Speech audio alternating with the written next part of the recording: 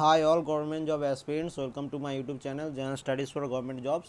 আজ থেকে আমরা রেলের প্রিপারেশন স্টার্ট করব এবং তার আগে আমরা অফিসিয়াল নোটিফিকেশনটা একবার দেখে নেবো যে কোথায় কোথায় ফর্ম ফিল আপ করে। এটা তারা স্পেশালভাবে দেখবে যারা ফর্ম ফিল আপ করনি এখনও, আর যারা করে নিয়েছো তাদেরও কোনো প্রবলেম নেই, সবাই দেখবে। আজকে আমরা অফিসিয়াল নোটিফিকেশানে দেখে নেবো যে কীরকম এক্সাম হবে, এক্সাম প্যাটার্ন কীরকম, কত রকম, মানে কোন কোন চ্যাপ্টার থেকে কী ধরনের কোশ্চেন, মানে ম্যাথ থেকে কত আসবে বা রিজনিং থেকে কত আসবে বা জেনারেল সায়েন্স, মানে কী কী সিলেবাস, ফুল সিলেবাস আমরা একবার দেখে নেবো। এটা কিন্তু অফিসিয়াল নোটিফিকেশান, পুরনো অফিসিয়াল নোটিফিকেশানটাই দেখবো, কারণ নতুন অফিসিয়াল নোটিফিকেশান এখনও অবধি আপডেট হয়নি।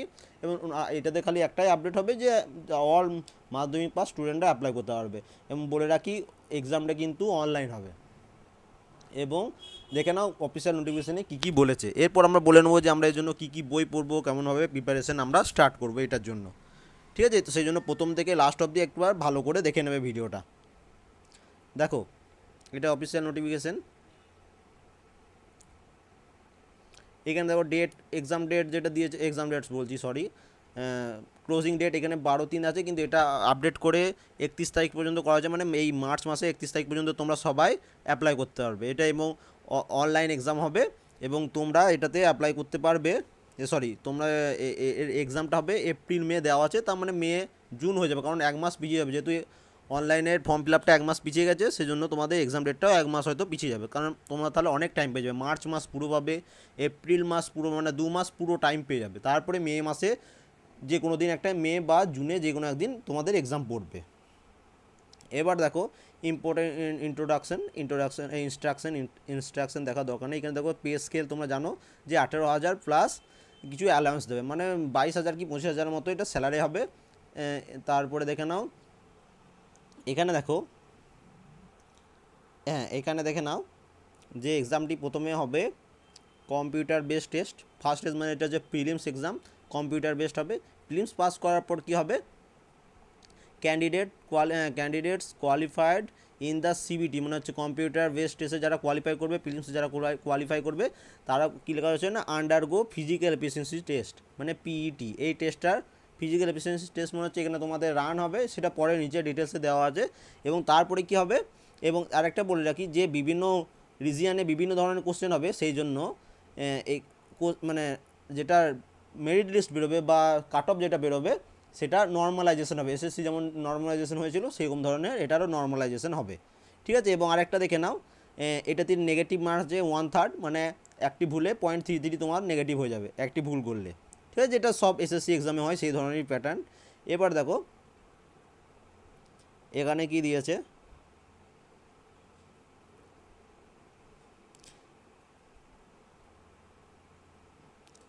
রিজিয়ান ওয়াইজ কোথায় কীরকম ভ্যাকেন্সি।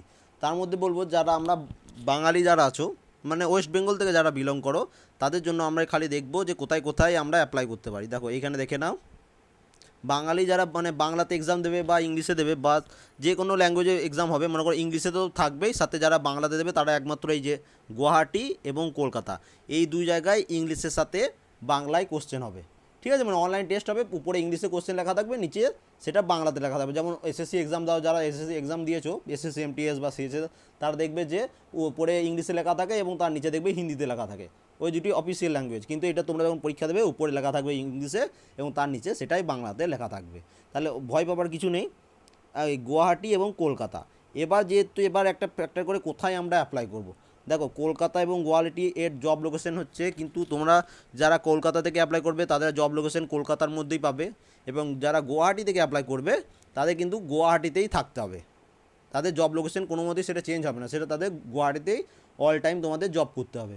এইখানে একটাই সুবিধা, যারা মনে করো গ্র্যাজুয়েশন পাস যারা তোমরা ফর্ম ফিল আপ করবে, এদের যখন ডিপার্টমেন্টাল এক্সাম হয়, মানে যখন মনে করো তুমি কেউ গ্রুপ ডিতে গুয়াহাটিতে জয়েন করলে, কেউ কলকাতাতে জয়েন করলে, এবার মনে করো কলকাতার আন্ডারেই মনে করো কলকাতা বা এই যে মালদা বা শিলিগুড়ি এইসব জায়গায় যদি মনে করো কোনো পোস্ট বেরোয়, যেমন গ্র্যাজুয়েশন লেভেলে মনে করো কোনো পোস্ট বেরোলো, যেমন টিটি বলছি, মানে এএসএম অ্যাসিস্ট্যান্ট সোশ্যাল মাস্টারের কোনো রিক্রুটমেন্ট বেরোলো, যেটা একমাত্র ডিপার্টমেন্টাল স্টুডেন্টরা অ্যাপ্লাই করতে পারবে। ঠিক আছে, তখন তুমি মনে করো কেউ গুয়াহাটি থেকে অ্যাপ্লাই করছো, সে সেটাতে অ্যাপ্লাই করলো, তার সেখানে সে যদি কোয়ালিফাই করে তার সেখানে জব হয়ে যাবে মালদাতে। এই একটা মাধ্যমেই তোমরা খালি তোমার জব লোকেশনটা চেঞ্জ হতে পারে, আর কোনো রকমভাবে তোমার জব লোকেশন চেঞ্জ হবে না। ঠিক আছে, এবার দেখে নাও সিট। জেনারেলদের হচ্ছে কলকাতায় সিট হচ্ছে 1155 এবং গুয়াহাটিতে হচ্ছে 1304। তাহলে দেখো কলকাতার তুলনায় কিন্তু গুয়াহাটিতে সিট সংখ্যা বেশি জেনারেলদের। তারপরে পাশে দেখো এসসি এসটিদের সিট দেওয়া আছে, ঠিক আছে। এবং টোটাল সিট হচ্ছে দেখো এখানে দেখো 2577টি হচ্ছে টোটাল পোস্ট গুয়াহাটিতে, এবং কলকাতাতে হচ্ছে 2367টা পোস্ট। পোস্টের মাত্র 200টি পোস্টের মতো ডিফারেন্স এই দুটি হচ্ছে গুয়াহাটি এবং কলকাতা। এবার বলবো যারা ছেলে মানে বয়েজরা যারা অ্যাপ্লাই করবে, যারা একটু প্রিপারেশন ভালো আছে, দেখো এক্সাম কিন্তু খুব মানে কড়া টক্কর হবে সবার মধ্যে, খুব ইজিলি কেউ জবটা পাবে না, খুব দারুণ পড়তে হবে। সেই জন্য বলছি যারা কলকাতার থেকে মানে দূরে যেতে পারবে, যারা যদি কেউ যদি গুয়াহাটি পর্যন্ত যেতে পারো, ছেলেদের কথা বলছি, তারা অবশ্যই গুয়াহাটিতে অ্যাপ্লাই করবে। কারণ কিছু হলেও কলকাতার তুলনায় গুয়াহাটিতে কাট অফ কম হবে। 1 নম্বর হোক, 2 নম্বর হোক, 5 নম্বর হোক, গুয়াহাটিতে তোমাদের কাট অফ কম হবেই হবে কলকাতার তুলনায়। কারণ না কলকাতাতে প্রচুর পরিমাণ ফর্ম ফিল আপ হবে, প্রায় 5-6 লাখ তো কম করে হবেই। কারণ তোমরা দেখেছিলে ওয়েস্ট বেঙ্গল গ্রুপ ডিতে টোটাল ওয়েস্ট বেঙ্গলে 25 লাখ ফর্ম ফিল আপ হয়ে গেছিলো। এইখানে তাও আরও ভালো স্টুডেন্ট থাকে, মিনিমাম 8 থেকে 10 লাখ কি 5 থেকে 6 লাখ কলকাতাতে ফর্ম ফিল আপ হবেই। যেহেতু এটা নন টেকনিক্যাল করে দিয়েছে 10 পাস, প্রচুর পরিমাণ ছেলে ফর্ম ফিল আপ করবে। এবং গুয়াহাটিতেও কিন্তু আশপাশ থেকে যেমন মালদা থেকে স্টুডেন্ট গুয়াহাটি যাবে, বা আবার শিলিগুড়ি থেকেও কিছু স্টুডেন্ট আসবে।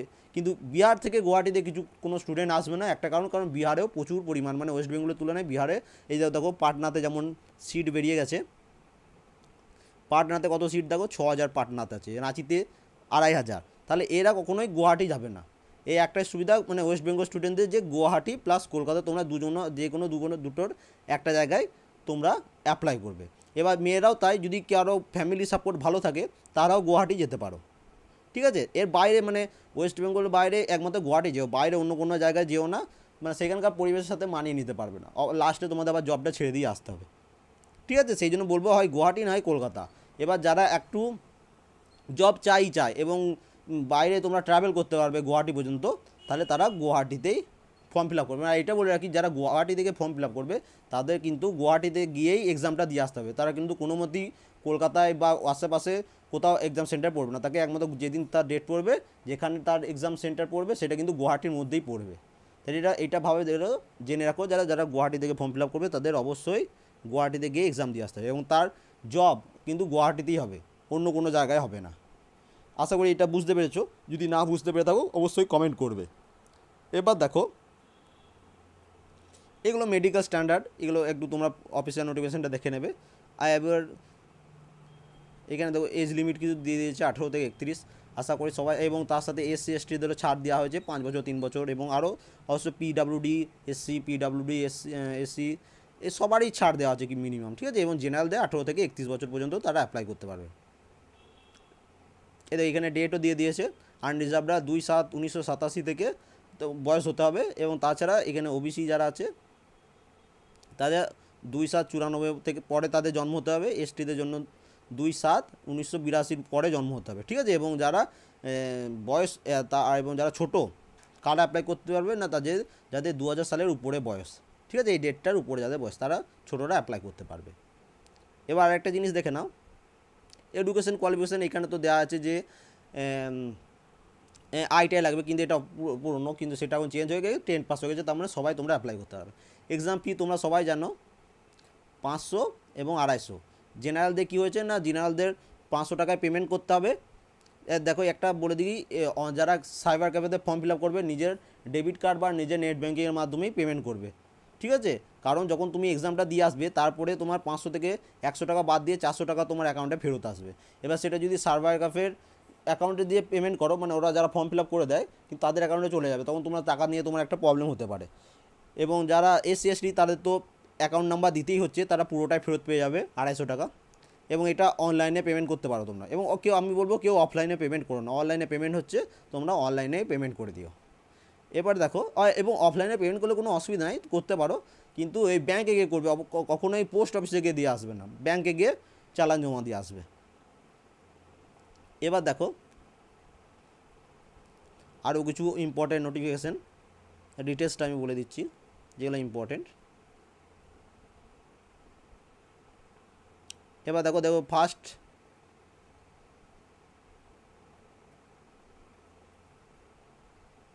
এইখানটা একটু দেখে নাও, কম্পিউটার বেসড টেস্ট হবে জানো, 90 মিনিট এক্সাম, পুরো একদম same to same miscellaneous. 90 minute exam, 100 নম্বরের এক্সাম। এখানে তোমাদের একটা যারা মিসলিনিয়াসের জন্য পড়েছো জেনারেল সায়েন্স, তাদের এখানে তারা খুব হেল্পফুল হবে, কারণ এখানে একদম খুব 10th লেভেলের এক্সামের কোশ্চেন আসবে, খুব হার্ড হবে না, পিএসসির মতো কখনোই হবে না, খুব ইজি কোশ্চেন আসবে, তোমরা খালি সঠিক অ্যান্সারটা করে আসতে হবে। এবং এর জন্য কী করতে হবে না, প্রচুর পরিমাণ তোমাদের প্র্যাকটিস করতে হবে, একদম প্র্যাকটিস, কারণ এই জব চলে যাওয়ার পর কিন্তু বহুদিন পর আবার রেল বেরোবে, এখন আর কিন্তু আর রেল বেরোবে না। তাই যা পড়ার কিন্তু এই 2 মাসের মধ্যে খুব ভালোভাবে পড়তে হবে, অল্প স্বল্প পড়ে কোনো দিন জব হবে না কিন্তু, বলে দিচ্ছি। এবার দেখো সিলেবাস, আমরা সিলেবাসটা একটু দেখে নেবো। সিলেবাস কী বলেছেন না, প্রথম ম্যাথ, এসএসসির জন্য যারা প্রিপারেশন নিচ্ছে, মানে এসএসসি বা যে কোনো গভর্নমেন্ট জবের যে ম্যাথগুলো থাকে সব সেম, এক্সট্রা কিছুই নেই। এই যেমন মিসলেনিয়াসে যেমন ছিল পাটিগণিত থেকে আসবে, এখানে কিছু নেই, পাটিগণিত, বীজগণিত, ত্রিকোণমিতি সব আসবে। দেখো নাম্বার সিস্টেম, ডেসিমেল, বদমাস, fractions, LCM, SCF, ratio portion, percentage, মানে সমস্ত যা আছে ম্যাথের সমস্ত আসবে, এবং খুবই ইজি কোশ্চেন আসবে, কখনোই এক টাফ আসবে না, খুবই ইজি কোশ্চেন, ঠিক আছে। এবং রিজনিং আশা করি সবাই পারো, 90% স্টুডেন্ট আশা করি রিজনিং খুব ভালো পারো, এবং এটাই তোমাদের স্কোরিং সাবজেক্ট কিন্তু রিজনিংয়ে একদম ভুল করে চলবে না। এখানে তোমরা একদম 10টা যদি রিজনিং থাকে বা 15টা যদি রিজনিং থাকে, তোমাকে 15টায় 15 নম্বর নিয়ে আসতে হবে, খুব ইজি রিজনিং আসবে। তারপরে যেটা মোস্ট ইম্পর্ট্যান্ট, দেখো জেনারেল সায়েন্স। দেখো এতদিন তোমরা আমরা যে জেনারেল সায়েন্সটা পড়েছি ডেসক্রিপটিভ, ওটা এনাফ রেলের জন্য, ঠিক আছে। এবার আমাদের কী করতে হবে না, অবজেক্টিভ, এবার খালি অবজেক্টিভ আমাদের প্র্যাকটিস করতে যাবে। এর জন্য কী করবো, এর জন্য একটা স্ট্র্যাটেজি আমরা তৈরি করে নেবো, যে আমি প্রতিদিনই অবজেক্টিভ তোমাদের জন্য কোশ্চেন কিছু, প্রতিদিন আমরা জেনারেল সায়েন্সের কোশ্চেন ডিসকাস করবো, এবং তার সাথে 10টা কি 15টা কি 20টা মতো কোশ্চেন আমি তোমাদের একটা পিডিএফ দিয়ে দেবো, সেটা তোমরা নিজেরা সলভ করবে। সেরকম সেম ম্যাথেও হবে, রিজনিংও হবে, জেনারেল সায়েন্সে হবে, এবং কারেন্ট অ্যাফেয়ার্সেও তাই, ঠিক আছে। তাহলে আমাদের প্র্যাকটিসটা, এর জন্য আমি কিছু বই বলে দেবো, যে বইগুলো তোমরা অবশ্যই প্র্যাকটিস করবে জেনারেল সায়েন্সে। এবং তারপর দেখো জেনারেল অ্যাওয়ারনেস, এখানে কি এই লাইনটা ভালো করে পড়বে না, সায়েন্স টেকনোলজি থেকে কোশ্চেন আসবে, স্পোর্টস থেকে কোশ্চেন আসবে, যেটা আমরা মিসলিনিয়াসের জন্য পড়েছি, কালচার থেকে কোশ্চেন আসবে, মানে ওই যেমন ভারতনাট্যম, কোথাকার ড্যান্স ফর্ম, এরকম টাইপের কোশ্চেন আসবে, এটাও আমরা পড়া হয়ে গেছে। এবার দেখো ইকোনমিক্স থেকে, ইকোনমিক্স বলতে ওই 5 ইয়ার প্লাস এরকম টাইপের কোশ্চেন আসবে। পলিটি আমরা পড়েছি, এটা বলতে পারি যে পলিটি থেকে খুবই ইজি কোশ্চেন আসবে, এই মিসলেনিয়াসের মধ্যেও কঠিন কোশ্চেন কোনো দিন আসবে না, ঠিক আছে, খুব ইজি, এটাও আমরা সব ডিসকাস করবো, রেলের একটা কিছু বাদ দিয়ে যাবো না। এবং তারপর এখানে দেখো any other subject of importance, এই লাইনটা খুব ইম্পর্টেন্ট, এইখানেই তোমার বোঝা যাচ্ছে যে এখানে তোমাকে হিস্ট্রি থেকেও কোশ্চেন আসতে পারে, জিওগ্রাফি থেকেও কোশ্চেন আসতে পারে, যে কোনো জায়গা থেকে আসতে পারে, সেজন্য তুমি হিস্ট্রিকেও ইগনোর করতে পারবে না, জিওগ্রাফিকেও ইগনোর করতে পারবে না, ওখান থেকে অল্প হলেও 2 কি 3টে করে কোশ্চেন আসবেই আসবে, ঠিক আছে। এবং টোটাল 100টা কোশ্চেন থাকবে এটাতেও। দেখো এরপর কী হবে, যারা প্রিলিমস পাস করে দেবে তাদের কী হবে না, ফিজিক্যাল এফিসিয়েন্সি টেস্ট করা হবে, বোথ মেল ফিমেল দুজনকেই কিন্তু এই এক্সাম, এইখানেই কিন্তু অনেক স্টুডেন্ট বাদ পড়ে যাবে, কারণ এইখানে তোমরা দেখে নাও এখানে কী দিয়েছে এলিজিবল ক্রাইটেরিয়া, যে কি বলেছেন না, যারা ছেলে মেল ক্যান্ডিডেট তাদের 35 কেজির ওয়েট নিয়ে 100 মিটার দৌড়তে হবে 2 মিনিটে, ঠিক আছে, এইটা তাদের দৌড়তেই হবে, এইটার জন্য তারা একটি মাত্র চান্স পাবে। দেখো 2 minute in 1 chance without putting the weight and down, মানে একটি মাত্র তোমরা চান্স পাবে, ওই ওয়েটটাকে তোমরা না ফেলিয়ে, কেউ যদি ফেলিয়ে দাও সে কিন্তু বাদ পড়ে যাবে, ঠিক আছে।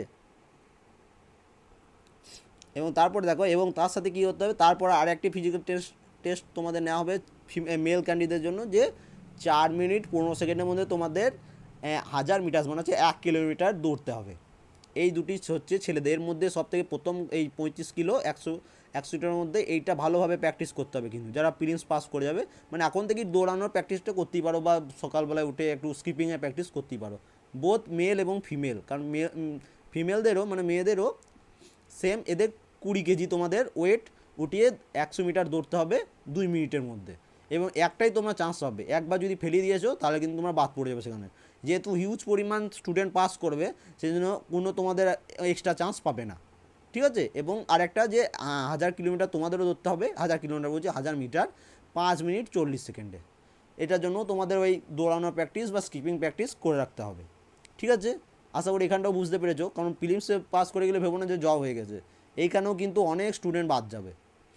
এরপরে দেখো ডকুমেন্ট ভেরিফিকেশান হবে, এবং ডকুমেন্ট ভেরিফিকেশান যখন হবে তখনও তোমাদের একটা মেডিকেল টেস্ট হবে, সেখানেও কিন্তু তোমরা বাদ পড়ে যেতে পারো, ঠিক আছে, মেডিকেল টেস্ট। এবং ডকুমেন্টস ভেরিফিকেশান যখন হবে, ডকুমেন্টস জানো যা অরিজিনাল সেটাই দেবে, ভুলভাল যদি একটু পড়া ফর্ম ফিল আপে ভুল করে রেখেছো তাহলে কিন্তু সঙ্গে সঙ্গে তুমি রিজেক্ট হয়ে যাবে, কোনো কিছু আর করতে পারবে না। এবার দেখো লেখা আছে হাউ টু অ্যাপ্লাই। এবার যেভাবে অ্যাপ্লাই করতে হয় তোমরা সবাই জানো কীভাবে অ্যাপ্লাই করতে হয়, সেরকমভাবে অ্যাপ্লাই করবে। এবং এখানে দেখো ফটোগ্রাফের সাইজ, যারা সাইবার ক্যাফেতেও যাবে তাদের এখানে ফটোগ্রাফের সাইজটা দেখে নাও, তো 20 থেকে 50 কেবির মধ্যে ফটো সাইজ হতে হবে। এবং এদের SC/ST স্টুডেন্ট আছো বা ওবিসি যাদের হয়তো মানে সার্টিফিকেট আপলোড করতে হবে, তাদের দেখো তাদের সেই সার্টিফিকেটটা জেপিজি মানে যেটা আমাদের ফটো তুলি যে ফর্মটা হয় জেপিইজি, সেই ফর্মে হতে হবে এবং তার সাইজ হতে হবে 50 থেকে 100 কেবির মধ্যে, ঠিক আছে। এবং দেখো যেটা আমরা ফটো আপলোড করব সেটা তোমার যেন subscribe photograph in colour where ever applicable, মানে জেপিজি ইমেজ হতে হবে এবং সেটা 20 থেকে 50 কেবির মধ্যে হতে হবে, ঠিক আছে। এবং এটাতে ফর্ম ফিল আপের সময় কী করতে হবে না, যে তোমার মনে করো এটা ফটো, তার এইখানে নিচে তোমার নাম এবং যেটা মনে করো কেউ মনে করো 15ই মার্চে ফর্ম ফিল আপ করবে, তাহলে তার ফটো ডেটটা দিয়ে রাখবে তার আগে, ঠিক আছে। হয়তো 12 তারিখ করলে 12 মার্চ করে দিলে বা 10 মার্চ করে দিলে বা ফেব্রুয়ারিতে তুলে রেখেছো সেই ফটো হবে, কারণ তার কিন্তু ফটোটা যেন জানুয়ারি মাসে পুরনো না হয়, ঠিক আছে। এখানে তার নিচে তার সেই ডেটটা লিখবে, উপরে তোমার নাম লিখবে, নিচে ডেট লিখবে, আর এখানে তোমার ফটো থাকবে। এবং ব্যাকগ্রাউন্ডটা যেন এক কালার হয়, মানে বেশিরভাগ জানো এটা বলবো যে তারা স্টুডিও থেকে তোমরা ফটোটা তুলে নেবে এবং ব্যাকগ্রাউন্ডটা সাদা করে নেবে, ঠিক আছে। এবং অবশ্যই কেউ চশমা পরলে ফটো তুলবে না, যেন যে যার চোখে পাওয়ার থাকুক না থাকুক চশমা পরে কেউ কখনোই ফর্ম ফিল আপ করবে না, মানে ফটোটা তুলবে না, তাহলে কিন্তু রিজেক্ট হওয়ার চান্স থাকে একটা। এরপর দেখো নেক্সট দেখো, এবার যেমনভাবে তোমাদের ফর্ম ফিল আপ করতে হয় তোমরা সেরকমভাবে ফর্ম ফিল আপ করে নেবে। এবং পরে দেখি কিছু যদি ফর্ম ফিল আপে ভুল হয় 250 টাকা দিয়ে তোমাদের আবার সেই ফর্মটা একবারই তোমরা এডিট করতে পারবে, এবং সেই 250 টাকা কখনোই তোমরা ফেরত পাবে না। আর ফর্ম ফিল আপের জন্য যে 500 টাকা 250 টাকা নেওয়া হচ্ছে সেটা ফেরত পেয়ে যাবে, কিন্তু এই সেকেন্ডবার যখন এডিট করে যখন ঠিক করবে তখন কিন্তু সেই 250 টাকা ফেরত পাবে না। এটাই হচ্ছে অফিসিয়াল নোটিফিকেশন। তাহলে প্রথমে প্রিলিমস, তারপর তোমাদের ফিজিক্যাল টেস্ট, তারপর হচ্ছে ডকুমেন্ট ভেরিফিকেশন, এবং ডকুমেন্ট ভেরিফিকেশন আগে তোমাদের একটা মেডিকেল টেস্ট হয়ে যাবে। এইটুকুই হচ্ছে তোমাদের, আর কিছু নেই এখানে। এবার এখানে দেখে নাও যে নিচের দিকে এটা অফিসিয়াল নোটিফিকেশন, এটা কোন আরআরবি, যে তোমরা যে আরআরবি থেকে ফর্ম ফিল আপ করবে সেই আরআরবি, এই দেখো এখানে সাইটগুলো দেওয়া আছে। যেমন গুয়াহাটি থেকে যারা করবে দেখো আরআরবি গুয়াহাটি দেওয়া আছে, এই সাইটটা খুলবে। যারা কলকাতা থেকে ফর্ম ফিল আপ করবে তারা কলকাতা থেকে ফর্ম ফিল আপ করবে।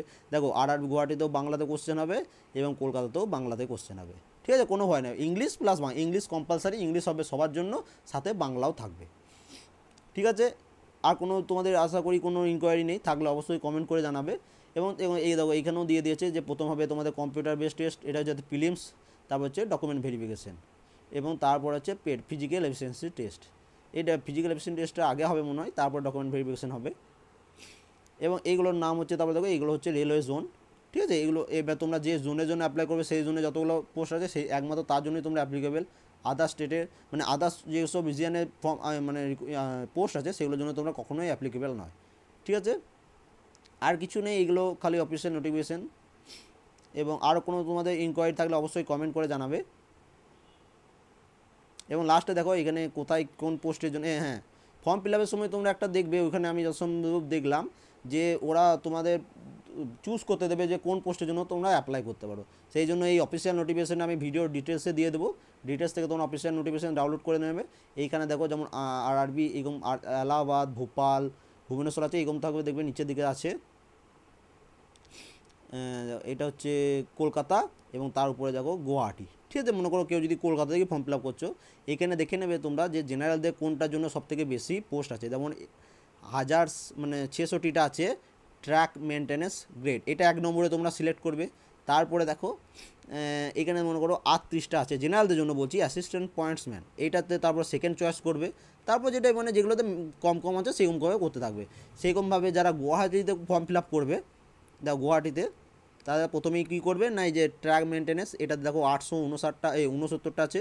তারপরে নেক্সট দেখো 152টা আছে অ্যাসিস্ট্যান্ট পয়েন্টম্যান, তারপর 51টা আছে যে হেল্পার বা ব্রিজ, এইসব পোস্টগুলো এবার পরপরভাবে 3টে না 4টে চয়েস দিতে বলছে। এইখানে দেখে দেখে এই যে পাশে এদের নাম দেওয়া রয়েছে দেখে দেখে তোমরা ফর্মটা ফিল আপ করে দেবে। এবং অবশ্যই ভুল হবে ধীরে সুস্থে আস্তে আস্তে করবে, ঘরে বসে যাদের কম্পিউটার আছে তারা কম্পিউটারে করে নেবে, ল্যাপটপে করে নেবে, ঠিক আছে। এবং যারা একটু ভয় পাচ্ছ সাইবার ক্যাফে দেখে যাবে, কিন্তু দেখে শুনে করবে, ভুল করবে না, ঠিক আছে। আর কিছু নেই। এবার আমাদের যেটা মনে হচ্ছে যে কি কি বই পড়বো সেটা আমি তোমাদের বইয়ের লিস্টটা একটু দেখিয়ে দিচ্ছি। এবার দেখো কী কী বই পড়বো। যারা বেঙ্গলি ভার্সানে পড়বে তারা এই 3টি বই, আমি কলেজ স্ট্রিট গেছিলাম, এই 3টি বই দেখেছি, 3টি বই খুবই ভালো। এই যে এটা দেখে নাও, একটু জুম করে দেখিয়ে দিচ্ছি, যে রেলওয়ে রিক্রুটমেন্ট বোর্ড পরীক্ষা গ্রুপ ডি নন টেকনিক্যাল, এই একটি বই, এটা হচ্ছে কামাল হোসেন সম্পাদিত। ঠিক আছে, এটা ছাড়া আর একটি বই হচ্ছে এই যে অবজেক্টিভ জেনারেল। দেখো এখানে 7250টি এমসিকিউ কোশ্চেন আছে, এই এমসিকিউ তোমাদের সলভ করতেই হবে। ঠিক আছে, এই একটি বই তরুণ গোয়েলের, আশা করি এই বইটা অনেকজনের কাছে আছেও। এবং আরেকটা হচ্ছে এই বইটা আমি বলবো সবার আগে এই বই, কেউ যদি কোনো বই কেনো নিউ সিলেবাস ওরিয়েন্টেড আছে, ঠিক আছে, Tapati railway group D advance, এই বইটা মানে তপতি পাবলিকেশনের এই বইটা আমি বলবো তোমরা কেনার, কারণ আমি এই বইটা দেখলাম, এই 3টি বই দেখলাম, তার মধ্যে এইটা একটা রেলওয়ে গ্রুপ ডি বই এবং এর সাথে হচ্ছে এই একটা, কিন্তু এই বইটাতে একটু বেশি মানে লাইনগুলো বড় বড় করে দিয়ে পেজটাকে ভরে দিয়েছে কামাল হোসেনের বইটা। এবং যাদের কাছে এই দুটি বই আছে তারা এই বইটাও কিনে নিতে পারো। ঠিক আছে, এই 3টি বই আমি বলবো রেলের জন্য এনাফ, মানে প্র্যাকটিস জন্য। আর একটা বই যেটা আমার কাছে ছবি তোলা নাই, ওটা হচ্ছে তোমার কিরণ পাবলিকেশনের প্র্যাকটিস সেট। ঠিক আছে, সেটা তোমরা অ্যামাজনও পেয়ে যাবে, অ্যামাজনে যদি বেশি দাম থাকে। কিরণ পাবলিকেশন অফিসিয়াল সাইট আছে একটা, ঠিক আছে, কিরণ পাবলিকেশন.com এরকমই হয়তো নাম, গুগলে সার্চ করবে, তাদের অফিসিয়াল সাইট আছে, সেখানে ওই বইটি পাওয়া যাচ্ছে বেঙ্গলি ভার্সনে। এবং যারা ইংলিশ ভার্সনে পাবে, ইংলিশ ভার্সনে, যারা ইংলিশ ভার্সনে পরীক্ষা দেবে তারা ইংলিশ ভার্সনে ওই বইটা প্র্যাকটিস সেট হিসাবে কিনে নেবে। এবং এই বইগুলোর দাম তোমার 200-250 টাকা করে দাম হবে হয়তো। আমি বলবো কেউ যদি একটি বই কিনতে চাও এই বইটি কিনবে, রেলওয়ে গ্রুপ ডি অ্যাডভান্স, এবং তার সাথে যদি তরুণ গোয়েলে এই বইটা পারো, কিনতেও পারো, না কিনতেও পারো। আমরা কি করব যে আমরা এই বইটা কিনলে কি হবে, এই বইটা তো প্রিভিয়াস ইয়ার আছে, প্লাস আমরাও প্রিভিয়াস ইয়ার অবশ্যই ডিসকাস করবো কী কী কোশ্চেন এসেছিল, সেটারও পিডিএফ আমি জয়েন করবো, কারণ এখন এই বইগুলো আমার কাছে পিডিএফ নেই। ঠিক আছে, আমি কি করব না, আমরা প্র্যাকটিস করব প্লাস পিডিএফগুলো জোগাড় করার চেষ্টা করবো, কারণ অনেক স্টুডেন্ট আছে যাদের এতগুলো বই কেনার ক্ষমতা নেই। ঠিক আছে, তাদের জন্য আমরা কি করব না, তোমরা বলবো তোমরা যদি কোনো একটা বই যদি কিনতে পারো তাহলে ভালো হয়, এই বইটা পেয়ে যাবে। ঠিক আছে, অনলাইনে পেয়ে যাবে, অনলাইনে না পেলে যদি কারো কলেজ স্ট্রিটে থাকে বা তোমাদের বাড়ির পাশে যদি কোনো বুক স্টল থাকে তাদেরকে বলবে, তারা হয়তো তোমাদের মানে কলকাতা থেকে কিনে নিয়ে দিতে পারে, তার কারণ সব জায়গাতে বুক স্টল, তারা কলকাতা থেকে বই কিনে নিয়ে যায়, তাদের তোমাদের তাদের রিকোয়েস্ট করলেই তারা হয়তো তোমাদের কিনে নিয়ে দিতে পারবে। বা বিভিন্ন জায়গায় যেমন বর্ধমানে পাওয়া যায় বইগুলো, বর্ধমান স্টেশনে বাইরে দেখছিলাম বিক্রি করছিল এটা, কলকাতাতে যাদের বাড়ি তারা কলেজ স্ট্রিটে কিনে নেবে। এবং আরও অনেক জায়গায় হয়তো বিক্রি হয়, বইয়ের দোকানগুলো তো একবার খোঁজ করে নেবে, কারণ রেলের বই এখন সব জায়গাতেই পাওয়া যাচ্ছে। এই বইটা খুবই ভালো, আমি বলবো এই বইটা কিনতে পারো। এবং এটা আমি কোনো পাবলিকেশনের মানে কোনো পাবলিশের জন্য বলছি না, আমি নিজে এই বইটা দেখছি, বইটা ভালো বই, সেই জন্যই তোমাদের বললাম। তাছাড়াও তোমার অন্য কোনো বই, এবং তাছাড়া আশা করি তোমাদের সবার কাছে ওই কিরণের যেটা ডেসক্রিপটিভ বই সেই বইটা আছে, ওই বইটা পড়লে হবে। আমি কি বলছি, শুধু প্র্যাকটিস করে যেতে হবে। দেখো আমরা এখানে জিকে খুব ইজি কোশ্চেন আসবে, তোমরা সবাই পারবে, জিকে পারবে, রিজনিং পারবে, ম্যাথও পারবে, কিন্তু কে কত তাড়াতাড়ি করতে পারে এটা হচ্ছে ব্যাপার। এবং আমি বলবো জেনারেলরা যারা আছো তাদের মিনিমাম 60 থেকে 65% অ্যান্সার করে আসতেই হবে। ঠিক আছে, 90 মিনিটের মধ্যে তোমাকে মিনিমাম 65 থেকে, যারা 70% করে আসবে তাদের তো 100% শিওর হওয়ার চান্স আছে। কিন্তু যেহেতু কলকাতা কাটা উঠতেও পারে, কম হতে পারে, কিন্তু নর্মালাইজেশন হবে, মানে 1:8 হিসাবে পাস করাবে, রেল বলে দিয়েছে। ঠিক আছে, 1:8 প্রিলিমসে, মানে 1000টা পোস্ট থাকলে সেখানে 8000 স্টুডেন্টকে অবশ্যই পাস করাবে, তার বেশি পাস করাবে কিন্তু তার কম পাস করাবে না। ঠিক আছে, যেহেতু 2000 না 2500-এর মতো পোস্ট আছে কলকাতায়, তাহলে তার 8 গুণ ধরে নাও কত হচ্ছে, সে ততজন স্টুডেন্টকে পাস করাবে, তাই কারো ভয় পাওয়ার কিছু নেই। 60 থেকে 70% জেনারেল কাট অফ থাকেই। এবং যারা গুয়াহাটিতে করবে তাদেরও 60% মিনিমাম ধরে নাও, সেফ জোন হচ্ছে 65+। ঠিক আছে, এবার তোমরা যেখানে খুশি, যার ফ্যামিলি সাপোর্ট ভালো তারা গুয়াহাটি যাবে, আর যারা কলকাতায় বাড়ি বা বাইরে যেতে চাও না তারা অবশ্যই কলকাতাতেই ফর্ম ফিল আপ করবে, আদার্সে কোথাও করানো। দেখো তোমাদের সিটের দরকার একটি, বেশি সিট নিয়ে কী করবে, সিট যতগুলো থাকুক তুমি নিজে ভালোভাবে প্রিপারেশন নেবে। এবং একটা লাস্টে বলে রাখবো, খুব পড়তে হবে, দিন রাত পড়তে হবে তোমাদের। এই অল্প পড়াতে কোনো দিন বলে দিচ্ছি যে রেলের চাকরি পাবে না, কারণ সবাই এটার জন্যই বসে আছে যে রেলের চাকরি করব। ঠিক আছে, অনেক যারা গভর্নমেন্ট জব করে গ্রুপ ডি লেভেলের ওয়েস্ট বেঙ্গলে, তারাও কিন্তু তাদের জব ছেড়ে দেবে এই রেলের গ্রুপ ডিতে জয়েন করার জন্য। তোমরাও জানো, তোমাদের আশেপাশে সবাই দেখতে পাও। এইটার জন্য বলবো তোমাদের খুব পড়তে হবে, এই বইটা কিনে নেবে। এবং আমরাও কী করবো, প্রতিদিন আমি কিছু কোশ্চেন নিজে রেডি করব, সেগুলো তোমাদের যারা টেলিগ্রাম গ্রুপে আছো টেলিগ্রাম গ্রুপে আমি পোস্ট করে দেবো, তোমরা সেগুলো নিজেরা সলভ করার চেষ্টা করবে। আর একটা কথা বলি, তোমাদের যেটা একটা হেল্প করতে হবে, আমাদের যে ভিডিও ডেসক্রিপশনে যে আমাদের টেলিগ্রাম বলছি, ফেসবুক গ্রুপ যেটা আছে আমাদের, সেখানে কি করব, সেখানেও আমরা কোশ্চেন পোস্ট করব। যারা মনে করো অ্যান্সার মানে ম্যাথে কাঁচা, তারা সেখানে কোশ্চেন পোস্ট করবে। এবং যারা ভালো স্টুডেন্ট তাদের কাছে আমি একটা আশা করবো যে তাদের অ্যান্সারগুলো যেন তারা করে সেখানে একটা ফটো তুলে তারা সেখানে যেন সলভ করে দেয়। তাহলে এখানে তোমাদের সবারই মানে সাহায্য করা হবে। এই একটাই হেল্পই আমি তোমাদের কাছে চাইবো, ঠিক আছে? এবং আমিও চেষ্টা করবো তোমাদের অ্যান্সারগুলো করে দেওয়া। যার যার কোনো রকম ইনকোয়ারি থাকলে তারা সেই গ্রুপে গিয়ে পোস্ট করবে, যার যেটা জানা থাকে তারা অবশ্যই তাকে হেল্প করবে। এবং আরেকটা কথা বলি, যার মনে করো কেউ মনে করো জিকেতে ভালো, কেউ ম্যাথে ভালো, কেউ রিজনিংয়ে ভালো, আমি কি চাই যে তোমরা যারা গ্রুপে, ফেসবুক যেটা গ্রুপ, ওইখানে তোমরা বিভিন্ন রকমের মানে নোটস মানে পোস্ট করতে পারো, যে জিকে হোক, পিডিএফ ফাইল হোক, ভিডিও হোক, বা অন্য কিছু মানে মানে লেখা যে কোশ্চেনগুলো হয় সেই লেখা কোশ্চেনগুলো পোস্ট করতে পারো। বা অন্য কোনো গ্রুপে যারা ভালো ভালো মানে অ্যাডমিন আছো, তারাও যদি আমাদের গ্রুপে জয়েন করে থাকো, তোমাদের কাছে আমি আশা করবো যে তোমরা ভালো ভালো নোটস পাবলিশ করবে। এবং যারা ইউটিউব থেকে আমার চ্যানেল গ্রুপে তাদের লিঙ্ক শেয়ার করো, তাদেরকেও বলবো তোমরাও কিছু পিডিএফ বা কিছু নোটস তোমরা শেয়ার করো। তোমরা কোনো দিন কোনো কারো পোস্ট আমি রিমুভ করব না, এবং তাদের পোস্ট অবশ্যই যেন এক্সাম রিলেটেড হয়। আলতু ফালতু কোনো পোস্ট কিন্তু তাদের রিমুভ করে দেওয়া হবে। তাছাড়া কেউ যদি ভিডিওর লিঙ্কও শেয়ার করে, তাদের পোস্ট আমি রিমুভ করবো না, সেটা যেন এই এক্সাম রিলেটেড হয়, ঠিক আছে? এবং সবাইকে রিকোয়েস্ট করবো, যারাই গ্রুপে আছো, ফেসবুকের গ্রুপটা বলছি আমি, তারা অবশ্যই যারা পোস্ট করবে তাদের অবশ্যই লাইক করবে, কেমন লাগলো তাদের অবশ্যই কমেন্ট করে জানাবে, তাহলে তাদেরও একটু উৎসাহ লাগবে, তারাও তোমাদের জন্য ভালো ভালো গ্রুপ ভালো ভালো পোস্ট করবে তাদের ফেসবুক গ্রুপে। এইটুকুই হেল্প তোমাদের কাছে চাইলাম, ঠিক আছে? আর কোনো যদি এনকোয়ারি থাকে তাহলে অবশ্যই তোমরা কমেন্ট করে জানাবে ভিডিও ডেসক্রিপশনে, ঠিক আছে? এবং যারা কোনো টেলিগ্রাম চ্যানেল জয়েন করেনি, টেলিগ্রাম চ্যানেল অবশ্যই জয়েন করবে, কারণ সব কোশ্চেন তো ফেসবুকে বা ইউটিউবে পোস্ট করা যায় না। আমি টেলিগ্রামের চ্যানেলটা একটা কারণেই বানিয়েছি, যে এখানে তোমরা সবসময় পিডিএফটা অ্যাভেলেবেল, ওইখান থেকে যখন খুশি তোমরা পিডিএফটা অ্যাভেলেবেল, ওখান থেকে যখন খুশি তোমরা পিডিএফটা ডাউনলোড করে নিতে পারো। ওই একটা কারণেই তো আমি টেলিগ্রাম চ্যানেল, এই জন্যই আমি ফেসবুকেও কোনো পিডিএফ পোস্ট করি না, ইউটিউবেও কোনো পিডিএফ পোস্ট করি না, পিডিএফ একমাত্র টেলিগ্রাম চ্যানেলেই করি। যারা আমার প্রতি একটু বিশ্বাস আছে তারা অবশ্যই টেলিগ্রাম চ্যানেল জয়েন করে নেবে, ঠিক আছে? আরও কোনো যদি ইনকোয়ারি থাকে অবশ্যই কমেন্ট করে জানাবে। এই ভিডিওটি কেমন লাগলো সেটাও জানাবে। এবং আমি একটা কথা বলছি, খুব ভালোভাবে প্রিপারেশন নিতে হবে। এবং আমি ডেলি তোমাদের একটা করে কি দুটো করে ভিডিও পোস্ট করব, ম্যাথও করব, রিজনিংও করব। এবং যারা ভালো স্টুডেন্ট তাদের কাছে আমি একটাই, যে যারা পারে না তাদের অবশ্যই তোমরা বুঝিয়ে দিও। যেমন ফেসবুকে কেউ পারলো না, পোস্ট করলো, তোমরা যারা জানো ম্যাথ রিজনিং, আশা করি অনেক ভালো স্টুডেন্ট আছো আমার চ্যানেলে, আমি দেখেছি, তাদের কাছে একটাই রিকোয়েস্ট, যে যারা পারে না তাদের অবশ্যই অ্যান্সারগুলো একটু কমেন্ট করে দেওয়ার চেষ্টা করবে। এবং তোমাদের কাছে তোমার যদি কোনো নলেজ থাকে, তোমরা অবশ্যই ফেসবুকে পোস্ট করবে, সবাই লাইক করবে। এবং কেউ যদি আমি দেখেছি কারো কমেন্টে কারো পোস্টে বাজে কোনো কমেন্ট করেছো, তাদের কিন্তু সঙ্গে সঙ্গে তাকে আমি গ্রুপ থেকে ব্লক করে দেবো, আর কোনোভাবেই তাকে কিন্তু আমি গ্রুপে থাকতে দেবো না। এই গ্রুপটা শুধু আমরা চাই স্টাডির জন্য, আর অন্য কিছু যেন সেখানে না হয়। যা খুশি স্টাডি রিলেটেড পোস্ট করো, কেউ কিছু বলবে না। এবং কেউ যদি বাজে কমেন্ট করে, তাহলে কিন্তু কেউ যদি ভুল পোস্ট করে, তোমরা সেটা বলে দেবে যে হ্যাঁ এটা ভুল হচ্ছে, কিন্তু কখনোই তাকে বাজে মিনিংভাবে কোনোভাবে কমেন্ট করবে না। তাহলে কিন্তু আমি যখনই দেখতে পাবো সঙ্গে সঙ্গে কিন্তু আমি তোমাকে ব্লক করে দেবো। সেইরকম পাবলিক আমার দরকার নেই, যারা একমাত্র পড়াশোনা করবে সেইরকম পাবলিকই আমার একমাত্র দরকার, ঠিক আছে? Thank you for watching.